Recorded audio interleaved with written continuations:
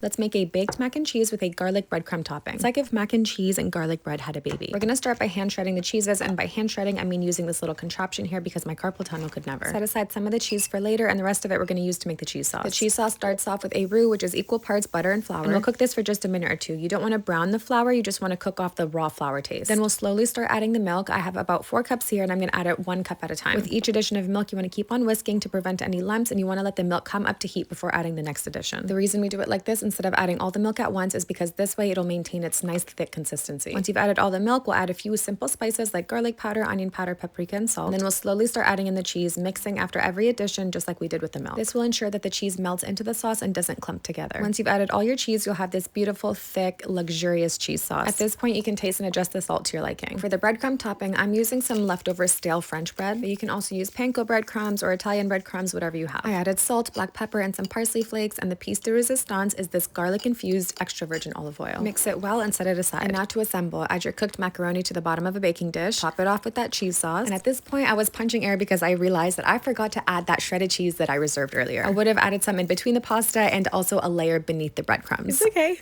I'm fine. Everything's fine. Bake at 375 until the breadcrumbs are toasty and the cheese, or lack thereof, is nice and bubbly. And then let it cool for at least 10 minutes before you cut into it. If you cut into it while it's still piping hot, the cheese sauce will become pretty thin and run out, which looks cute for the gram, but I personally prefer when my mac and cheese holds its shape. If you're mad at your man, make this because, ooh, the garlic breath you're about to have from that garlic oil.